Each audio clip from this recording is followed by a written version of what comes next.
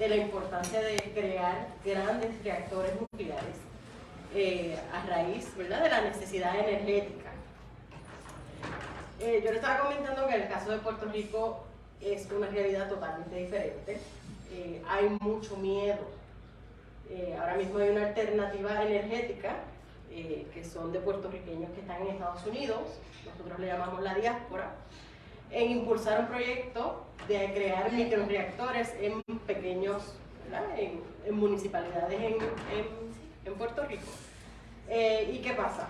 Hay algo, el factor miedo, la gente le tiene mucho miedo. ¿Y a qué nos llega el miedo? Pues aquí yo trato un poco de historiar, de sintetizar lo que nos pasó a nosotros, ¿verdad? Sabemos que Puerto Rico es un territorio de los Estados Unidos, así que el proyecto de energía nuclear, como otros proyectos experimentales, nos llega a la isla a raíz de lo que es la iniciativa de los Estados Unidos, de la experimentación en sus territorios o en sus colonias, ¿verdad? Tenemos diversos conceptos y diferenciación entre una colonia y lo que es un territorio. Para los Estados Unidos, ¿verdad?, publica a cada rato que están en contra del colonialismo, pero sin embargo dice que no existe, pero sin embargo todavía tiene 16 territorios que les hace llamar territorios, pero podemos narrar e historiar que la realidad es casi el comportamiento del mismo colonialismo del territorio. Así que antes de entrar de lleno a mi presentación, siempre entro con una cita. Si me puede pasar. ¿Cuál es su nombre? Héctor. Es un texto de Pablo Paladino, Michael Workowitz, y esa cita inclusive la coloqué en mi tesis, ¿verdad? The history of the sciences and the imperialism is the history of the sciences, ¿verdad? Y a todos ustedes que son científicos, matemáticos, yo les quiero hacer una pregunta. Antes de ustedes comenzar a hacer su investigación, ¿se han preguntado el por qué ahora tenemos que tomar talleres de ética en la investigación? ¿Por qué llegamos a estas conclusiones, a hacer esta investigación? Pues mire, todo va a llegar a la historia de la ciencia de imperialismo, ¿verdad? La ciencia, el imperialismo científico. Así que para los Estados Unidos, aunque ellos mismos no se ven como un imperio, estos dos autores han dividido la época imperial de los Estados Unidos, si me puede pasar al otro slide, en estas 4 etapas. Los primeros 2 dentro de lo que es el imperio de la expansión del mismo territorio de los Estados Unidos, y las últimas 2 dentro de lo que ellos han llamado el imperio de la libertad, de llevar la democracia y el progreso a otros territorios, pero vamos a ver que no ha sido tan así. Así que la primera etapa de expansión la vamos a ver desde la Declaración de Independencia de los Estados Unidos hasta su guerra civil. Una vez ellos terminan esas guerras internas, vamos a la otra etapa de lo que es la expansión, que son las doctrinas imperiales de Theodore Roosevelt y el reformismo liberal de Woodrow Wilson, ¿verdad? Y lo podemos contextualizar en la invasión a Panamá y el desarrollo del canal de Panamá. Y ya los últimos 2, que ya sería el imperio de libertad, desde el nuevo trato de 1932 de Franklin Delano Roosevelt a la Segunda Guerra Mundial, que ahí Puerto Rico va a jugar un rol sumamente importante, y la última, los movimientos sociales de la década de los 1960 hasta la disolución de la Unión Soviética. ¿Por qué le digo que en esta tercera etapa Puerto Rico va a ser sumamente importante? Porque Puerto Rico, el primer rol de Puerto Rico fue convertirse en una colonia militar.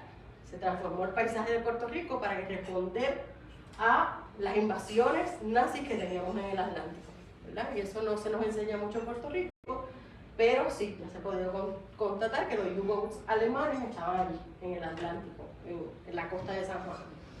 Pero, ¿qué pasa? Nos cambian los muñequitos, como decimos los puertorriqueños, en la última etapa, porque aquí, en esta última etapa, Puerto Rico ya no es una colonia militar, porque ya no es importante, ¿verdad?, en cuanto a la milicia, sino que ahora se va más a lo que es la ciencia, ¿verdad?, el imperialismo científico, si me puede pasar. Así que aquí tengo compañeros puertorriqueños, ¿verdad?, de Ponce. ¿Han visitado Rincón? ¿Verdad? Rincón es el pueblo más al oeste de Puerto Rico. Hoy por hoy sigue siendo uno de los pueblos con menor población. Actualmente tenemos 14.000 habitantes, de los 14.000, 5.000 son flotantes. Pero dentro de este contexto, 1960, en Rincón lo que había eran 8.000. ¿Por qué digo población flotante? En Rincón tenemos muchos estadounidenses que van de temporada. También lo llaman capital del surfing, y justamente en 1964 se hizo el primer mundial de surfing en Puerto Rico. Y así que está súper cool por las playas, el surfing, se come bien, se habla mucho inglés. Sobre todo en la temporada de invierno en los Estados Unidos, pues se mueven a Rincón, ¿verdad? Y muchos hemos visto que tienen sus casas y ya tienen segunda y tercera generación de allí visitando Rincón. Así que el proyecto nuclear en Puerto Rico no lo podemos ver solamente como la construcción de una planta nuclear.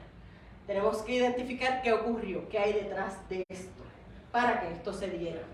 Así que BONUS quiere decir Bowling Nuclear Superhitter por sus siglas en inglés, y ahí se lo puse en el mapita, ese punto rojo, ahí es que está la planta nuclear, es exactamente el punto más occidental de la isla de Puerto Rico, donde se va a ubicar esta planta nuclear. ¿Qué pasa? Esta planta nuclear fue la primera planta nuclear por ebullición en el mundo. Es decir, yo siempre hago esta comparativa, todo el mundo conoce la planta nuclear de los Simpsons, ¿verdad que sí? Es bien diferente a esa planta que vemos aquí. Esto es un domo, ¿verdad? ¿Cuál es la diferencia? La de los Simpsons, el reactor está fuera de donde se genera la energía. En este domo todo se hace debajo de esa estructura. Tenemos desde el reactor la generación de energía y la transferencia. Todo es ahí. Así que la primera en ser este estilo fue Rincón. Así que esto es una foto actual, mírenla, obviamente necesitamos agua para el enfriamiento del reactor, así que siempre se van a ubicar cerca del cuerpo de agua. En este caso pues tenemos, ¿verdad? Ese es la unión de nuestro mar Caribe y el océano Atlántico, así que en invierno se pone bastante bravo. Ahora, ¿cómo llega ese proyecto nuclear a Puerto Rico? A Rincón, pues tenemos que ver el contexto donde se está dando esto. Y como vimos, si podemos mirar al anterior, lo que fueron los movimientos sociales de la década de los 60, saben que estamos hablando de la Guerra Fría, ¿verdad?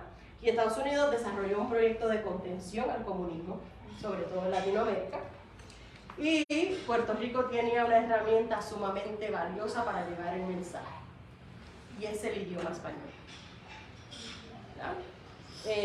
Y tenemos que reconocer que el idioma español fue clave para educar en ciencias nucleares a diferentes lugares del mundo que fueran a Puerto Rico.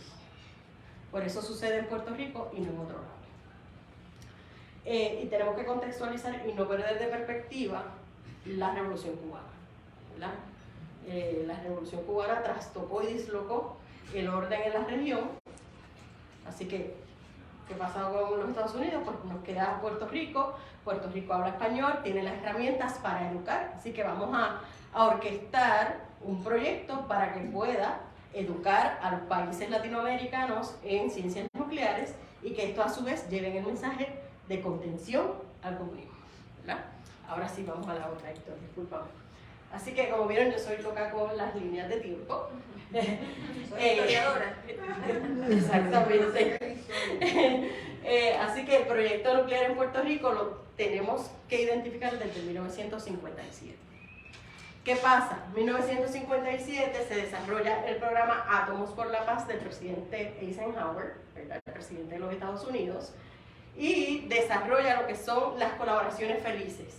Por eso le pusimos el Happy Collaborations, en donde ahora no vamos a ver las ciencias nucleares más allá de lo que es creación de bombas nucleares, ¿verdad? O hacer cosas malas con las bombas, sino que son átomos de paz. Podemos incorporar esta ciencia que ya se han desarrollado en los Estados Unidos para mejorar lo que es la medicina, la agricultura y también generar energía, que es sumamente importante, ¿verdad? Así que en 1958 se crea, ya por orden de los Estados Unidos y de la Comisión de Energía Atómica como entidad metropolitana, se hace la alianza con la Universidad de Puerto Rico. Como dije en el panel pasado, la Universidad de Puerto Rico siempre se ha movido a responder los intereses que tienen los Estados Unidos en Puerto Rico, ¿verdad? Y lo vimos que en los primeros 20 años de la presencia estadounidense en Puerto Rico, pues la necesidad era crear maestros y luego apoyar lo que es la industria de la agricultura. Ya acá en los 50, pues ahora es detener el comunismo en Latinoamérica, ¿verdad? ¿Y cómo vamos a hacer esto? También con base en la ciencia, incentivando a que personas de todo el mundo se hizo vinculado directamente a Latinoamérica, pero vamos a ver que tenemos gente de Kenia, de Filipinas, que va a ir al centro nuclear a educarse en lo que son las ciencias nucleares. Así que en 1958 se abre por primera vez el Centro Nuclear de Puerto Rico en la Universidad de Puerto Rico, recinto de Río Piedras. Esto crece y se hace un edificio destinado solamente a la investigación y a la educación de ciencias nucleares en la Universidad de Puerto Rico, pero ahora recinto de Mayagüez, ¿verdad? Y ahí vamos a ver que no solamente va a ser un laboratorio o un centro investigativo, sino que se va a desarrollar nuevas formas de utilizar lo que es la radioactividad. Y a raíz de eso es que se construye lo que es la planta nuclear Bonus. Así que podemos identificar que ya Bonus se comienza su construcción en 1960, en el 64 abre, ¿verdad? Ya está la gente adiestrada, obviamente hay muchos estadounidenses y puertorriqueños trabajando en la operación de Bonus y solamente dura 4 años. Ya en 1968 la planta nuclear cierra sus puertas. ¿Por qué? Ahorita vamos a ver. Antes de pasar, quiero que se fijen en la foto que está al fondo. Ese es el reactor de Bonus cuando llegó al puerto de Mayagüez. Tengo que decirle que mi papá se acuerda de ese día. Y para evitar cualquier accidente no hubo tráfico, pararon cualquier auto que fuera por las vías de lo que es Mayagüez hasta Rincón para mover el reactor hasta llegar al punto de Bonus. Héctor. Ok, ya vamos a terminar. Aquí es un mapa, ¿verdad? Que nos muestra los Happy Collaboration que estuvo en los Estados Unidos. Y ahí estamos nosotros, esta flecha que no termina, pues es Puerto Rico. Y Héctor, ahora, por favor. Y aquí va, ¿verdad? De modo más panorámico, como vemos a Estados Unidos bajo su entidad metropolitana como la Comisión de Energía Atómica. Puerto Rico lo va a dividir en 2 grupos, que va a ser la Universidad de Puerto Rico y esto es la Autoridad de Fuentes Fluviales, que era la autoridad de generación de energía de Puerto Rico, operada por el Estado hasta hace 2 años. La UPR va a crear el Centro Nuclear de Puerto Rico, que va a ser el Centro de Educación e Investigación, y se van a adiestrar aproximadamente 3.560 estudiantes que van de todo el mundo. Dentro de la investigación está la generación de energía nuclear con Bonus y también la experimentación en el verde, que fue irradiar nuestro bosque tropical, el yunque, para hacer experimentos con plantas y vegetación. Todavía hay lugares en el yunque que uno no puede pasar porque tienen exposición a la radiación hasta el día de hoy. Aquí está el mapa de los estudiantes que tuvieron presencia en el centro nuclear. Nuestro centro nuclear operó desde 1958 hasta el 1971. Le puse una, si podemos pasar rapidito, no se ve muy bien, pero la tengo en mi celular, de Guatemala. Lo estuve verificando ayer y fueron 18 estudiantes que fueron a Puerto Rico a adiestrarse. Y recuerden, la misión era que fueran a adiestrarse a Mayagüez y eventualmente regresar a sus países a aplicar todo lo aprendido y desarrollar lo que eran las tecnologías nucleares, ¿verdad? No solamente en energía, sino en salud, agricultura, investigación y obviamente energía. Así que creo que me queda una. Y aquí le traje una foto ya para concluir de lo que es Bonus. Si usted va ahora mismo a Bonus, ahora es un museo, usted tiene que pedir permiso para entrar, etc. Pero todo se ve intacto. Dejaron los escritorios, los bolígrafos, los archivos, se levantó todo el mundo y se fue y así está. Inclusive hace un mes tuve la oportunidad de ir y estaba hasta los dosímetros de los empleados que trabajaron en el 60 allí, con sus nombres y todo. Así que esa parte que vemos a la izquierda, que tenemos a la derecha, es el doctor Modesto Iriarte, el primer doctor en física nuclear puertorriqueño, trabajó en Bonos. Y a la derecha podemos ver dónde está el reactor, me voy a acercar un poco. Miren el reactor, ve que todo estaba aquí y la turbina de generación estaba al otro lado. Creo que ya son, ¿verdad? Así que, regresando a nuestra conversación inicial, que estaba hablando con el doctor Gastón, y qué bueno que haya llegado, ¿por qué cerró esto en 4 años? ¿Verdad? Tenemos varias expectativas, tenemos varias conversaciones, utilizo mucho lo que es la historia oral, pero ya podemos identificar que el alto costo de la seguridad, del mantenimiento, recuerden que este era un reactor experimental, era más de lo que obtenía. La generación de esto era mínima, súper bajo. Y lo otro es que ocurrieron unos accidentes nucleares.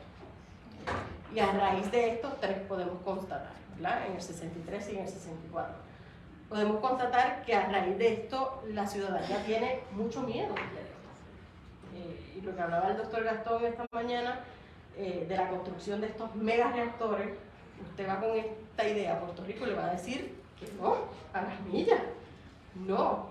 Y ahora tenemos este grupo de energía alternativa y lo que ha encontrado es rechazo, porque la gente tiene como referencia esto que nos pasó en el 60. ¿Verdad? Y en este mapita lo puse aquí, ¿por qué Rincón? Siempre es una de las preguntas que me hacen y ahora a modo de conclusión. ¿Por qué hacerlo en Rincón? Pues miren, este es el mapa de Puerto Rico. Obviamente los Estados Unidos buscó los pueblos donde menos personas habitan. Estos son los que están señalados, son los 5 pueblos con menos habitantes en aquel momento. Tenemos Vieques, Culebra, Maricao, Hormigueros y Rincón. Usted sabe que Vieques y Culebra eran parte de la Marina de Guerra de los Estados Unidos y era un terreno de entrenamiento. Así que como eran parte de otro proyecto, pues quedan descartados.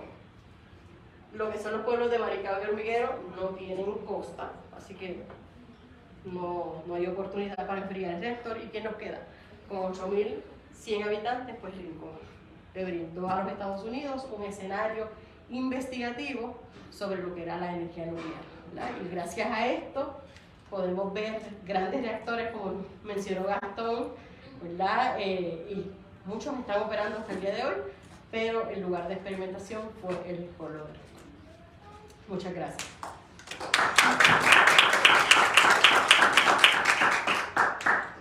¿Se puede hacer comentario? No, porque por el espacio que tenemos, perdón. Muchas gracias. Una pregunta. En lo que En lo que conecto.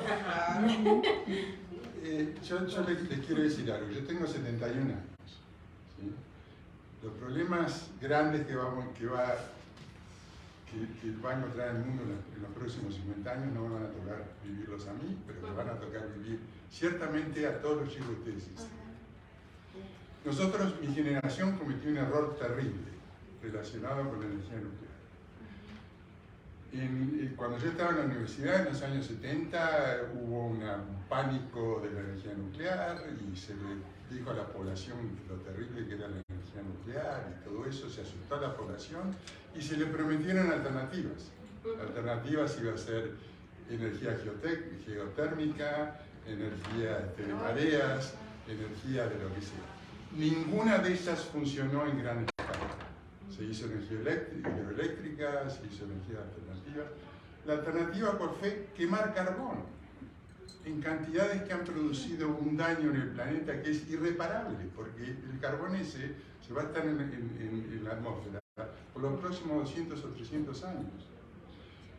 ¿Hay problemas con la energía nuclear? Sí hay problemas, pero es imposible resolver problemas tecnológicos sin tener desventajas. Lo que uno tiene que pensar es, ¿esta me da más riesgos que esta o no? Es imposible pensar que hay 0 riesgos. En este momento estamos haciendo lo mismo. estamos prometiendo que la energía del mundo se va a resolver con energía solar o con energía de viento. Cualitativa, un acercamiento transdisciplinario en el STEM. Mi interés por las historias de vida, la observación,